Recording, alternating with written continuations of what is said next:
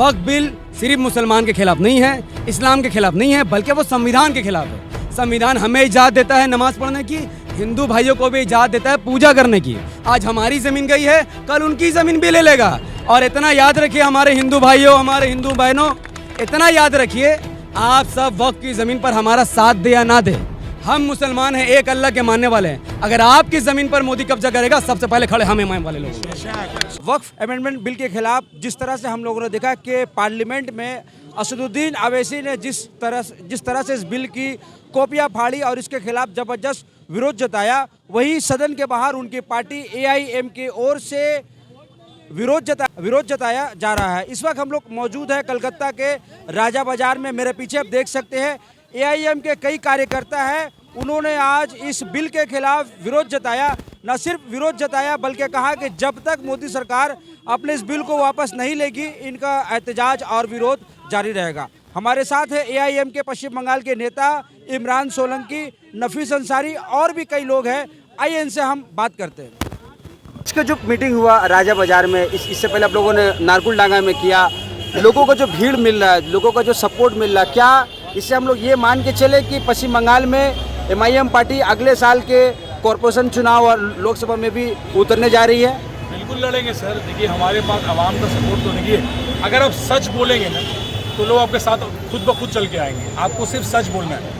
और जो सियासत बना कर रखे ना ये लोग, जो TMC पर है, कांग्रेस है, समाजवादी पर, जो पूरे हिंदुस्तान जो सेकुलर दल अपने आप को बोलते हैं, ये लोग एक सियासत बना कर रखे हैं, झूठ की सियासत करते हैं। MIM असदुद्दीन ओवैसी सच बोलते हैं और आवाम आज भी सच्चों का साथ देने वाली है। बंगाल की आवाम बहुत सभ्य आवाम है, बहुत तहजीब का आवाम है। बंगाल की आवाम हमेशा चाहती है कि MIM पार्टी है, असदुद्दीन सब सुनते, सब फॉलोअर्स सब जानते हैं।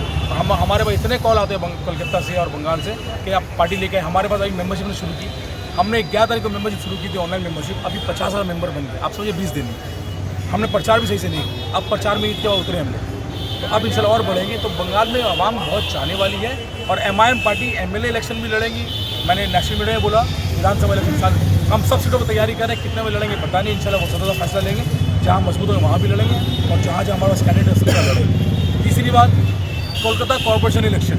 कोलकाता कॉर्पोरेशन हम छोड़ेंगे नहीं। कॉर्पोरेशन इलेक्शन जो होता है ना, वो सरकार बनाने और गिराने का इलेक्शन नहीं है। वो इलेक्शन होता है कि आप अपने नुमाइंदों को चुन के भेजें। जैसे आप हमारे कोलकाता में बहुत सारे इलाके हैं, उसमें देखिएगा आप कि वार्ड नंबर 3 में BJP की जो काउंसिल कितने सालों से जीत रही है, वार्ड नंबर 42 में जीत रही थी, इस बार फिर वही जीतेंगे, देखिएगा। इसके बाद में आप बड़ा बाजार में बहुत जगह है, हावड़ा में है, जो BJP तो वहाँ के जो हिंदू है ना, वो 25-25 साल से जिता रहे हैं BJP काउंसलर को। उनको पता है कि हम अगर जिताएंगे हमारी बात करेगा। ये इलेक्शन सरकार गिरने और उठने का नहीं है। ये इलेक्शन होता है आपकी बात को कौन रख सके। और ये बात नहीं है कि हमको क्या दिखाया जाता है कि सब काउंसलर खाली झाड़ू मारने वाले, झाड़ू की सफाई का दिखता है। नहीं, ऐसा नहीं है। काउंसलर एक पोस्ट का एक गरिमा है। वो आपके वार्ड को देखेगा, यहाँ पे सोशली आपको एक्टिव रखेगा।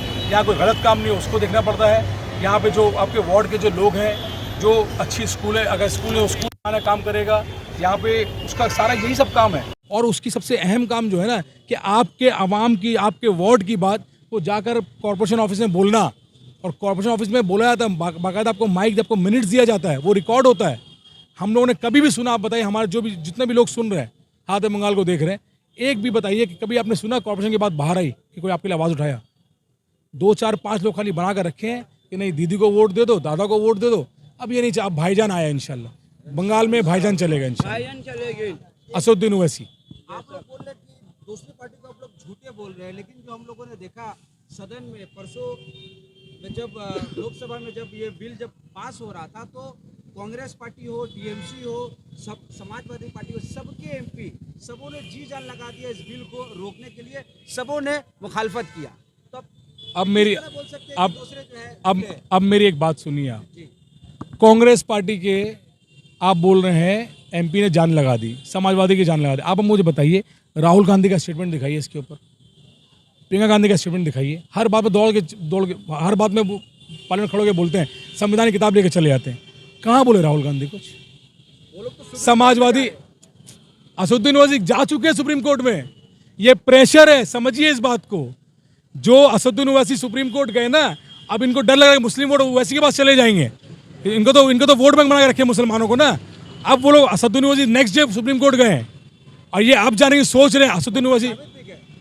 मैं आपको क्या बोला कि देखिए हर आदमी, हर जितने भी लोग जहाँ जहाँ लड़ रहे हैं, अगर मोहम्मद जावेद साहब भी जीते मुस्लिम वोट से जीत रहे हैं, और जेपीसी में भी थे वो लोग, जावेद साहब जो किशनगंज के, उनको पता वहाँ ओवैसी लड़ेंगे, लोकसभा इलेक्शन लड़ रहे हैं, अभी विधानसभा 5 सीटें हमारी हैं, तो वो पता कि लड़ेंगे वहाँ पे, इसलिए वहाँ पे किशनगंज का इलाका, ताकि वो इलाका में एमआईएम का जज्बा, एमआईएम का बड़ा नहीं दबदबा नहीं बने, इसलिए वो गए पहले। लेकिन सोलंकी का एक बयान इस वक्त काफ़ी सोशल मीडिया में वायरल हो रहा है। इमरान सोलंकी ने पिछले दिनों ये दावा किया था कि कलकत्ते का मशहूर ईडन गार्डन स्टेडियम भी वक्फ की मलकियत है, वक्फ ज़मीन है। क्या इस दावे पर कितना सच्चाई है? सर मैंने जो कहा था ना, मैंने सिर्फ ईडन गार्डन के लिए नहीं कहा था, मैंने कहा था आकाशवाणी भवन के लिए भी, मैंने कहा था मोहम्मडन स्पोर्टिंग क्लब के लिए, मैंने कहा था ईस्ट बंगाल क्लब के लिए भी, मैंने कहा था राजभवन के लिए भी, मैंने कहा था ईडन गार्डन के, मैंने कहा था बंगाल के जो एमएलए बैठते हैं असेंबली में जहाँ कानून बनता बंगाल के अवाम के लिए, वहाँ के लिए भी कहा था। और मैं अपनी बात पे स्टैंड है। बीजेपी के जो गोदी में उन्होंने बहुत बाजा बजाया, मैं अभी भी कायम हूँ इस बात पे कि वक्फ बोर्ड की जगह ईडन गार्डन जो है वक्फ बोर्ड की जगह है। मैं इस बात पे अभी भी कायल हूँ, मेरी बात पे हम। और एक बात सर समझिए, हम लोग जो बोलते हैं ना, मेरे पार्टी के प्रेसिडेंट असदुद्दीन ओवैसी या हमारे पार्टी जो भी कार्यकर्ता जो काम कर रहे हैं, हम लोग सिर्फ सच बोलते हैं, हम लोग सिर्फ हवा की बात नहीं करते। जो लोग हवा की बातें करते हैं, ईडन गार्डन वक्फ का था, है और रहेगा इंशाल्लाह। लेकिन जहाँ तक मेरी मालूमात है, ये डिफेंस का जगह है, आर्मी की जगह है। इसके ऊपर हमारे कोलकाता के मेयर फिराद हकीम ने भी कहा, जब उनसे बयान लिया गया कि इमरान सोलंकी ने ये बयान दिया है, तो उन्होंने कहा फिराद हकीम साहब ने कि ये जो जगह है, ये हम लोग तो सुनता था, वो बोल रहे, उनके ऑन रिकॉर्ड स्टेटमेंट सुनिए, वो मेयर है कोलकाता के, कि हम लोगों ने सुना था कि ये तो जगह हमारी जो भी है, ये वक्फ की जगह नहीं है, आर्मी की जगह है। लेकिन आप बाद में बोलता अगर वो होगा भी ना, उसी स्टेटमेंट में बोला उन्होंने, अगर वो होगा भी तो वो स्टेट का नहीं है, वो सेंट्रल का हो सकता है। ये उनका ऑन रिकॉर्ड स्टेटमेंट है। तो हम बोल रहे हैं, और अब क्या बोलेंगे? उनके पार्टी के जो एमएलए और मंत्री हैं, माइनॉरिटी मिनिस्टर सिद्दुकुल्ला चौधरी साहब, उन्होंने क्या कहा कि हाँ है, उन्होंने समर्थन किया मेरे बयान का। उन्होंने नेशनल मीडिया रिपब्लिक बंगला में बोला कि नहीं, जो बोला है हम भी मानते हैं कि वक्फ का जगह पे है। उन्होंने कहा है, टीएमसी के मंत्री हैं उसकी, और उसको उन्होंने जब बोला तो उसको शो कॉज नोटिस दे दिया टीएमसी गवर्नमेंट ने कि आप मत बात करिए। टीएमसी गवर्नमेंट ने, रूलिंग गवर्नमेंट ने दिया, अपने मंत्री को मुसलमान की बात करने के लिए शो कॉज नोटिस दे दिया कि आप, वो खामोश बैठ गए बेचारे। उनको तो एमएलए बनना, मंत्री बनना है, हम लोग को तो नहीं बनना एमएलए मंत्री।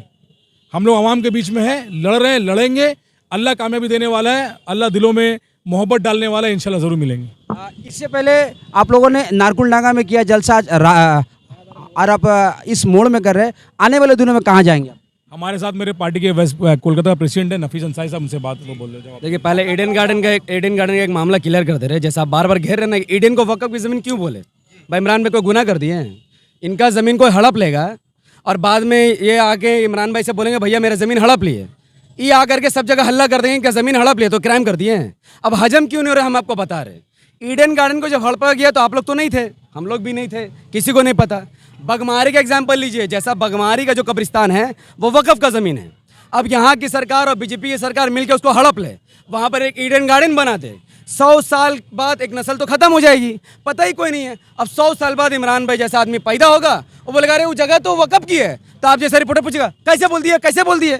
तो वैसे नहीं होता है, कागजात से होता है। ईडन गार्डन जिसकी प्रॉपर्टी आज भी उसका खानदान का आदमी जिंदा है। आप लोगों ने यहाँ जलसा किया, आने वाले दिन में कहाँ आप लोग जाएंगे?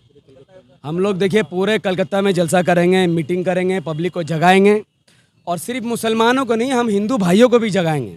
क्योंकि भैया सच है, जब तक देश का 100 करोड़ मुसलमान नहीं जागेगा, देश का संविधान नहीं बचेगा।